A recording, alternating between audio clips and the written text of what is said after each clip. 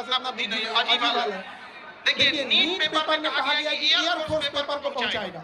अच्छी बात है, आप इनिशिएशन ले रहे हैं, लेकिन समझिए मलेरिया की बीमारी में टाइफाइड का इंजेक्शन नहीं मारा जाता।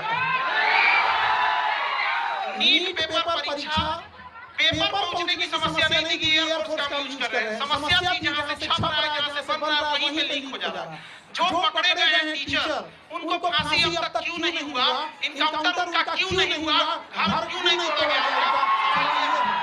आप कैसे बताइए, इतने लोग ये सब कलेक्टेड पुलिस वाले हैं, आप इन सब से कहते हैं पेपर लीक करने वालों को बकसना चाहिए, किसी को नहीं बकसना चाहिए। यहाँ पर अगेन सरकार प्रयास कर रही है, एयरफोर्स भी इसमें ला रही है, बट समझिए ध्यान से, एयरफोर्स क्या करेगी? पेपर तो नहीं छापेगी, एयरफोर्स ट्रांसपोर्टेशन का काम करेगी, हेलीकॉप्टर से ड्रॉप कर देगी।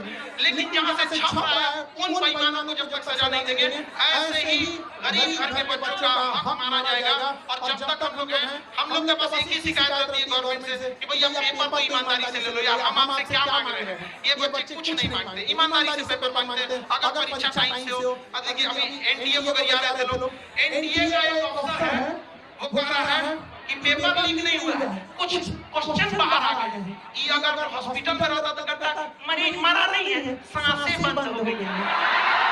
पागल पागल है सब वहां बैठा हुआ, हम क्या बोलेंगे?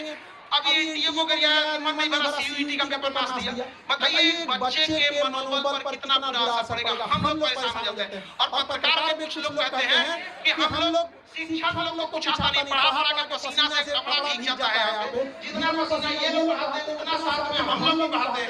ये बैठ के पढ़ते हैं, हम लोग खड़ा होकर पढ़ते हैं। लेकिन अगर कोई पेपर लीक कर देता है ना, बताइए कैसे बर्दाश्त? ये एसी में रहने वाले को नहीं पता चले।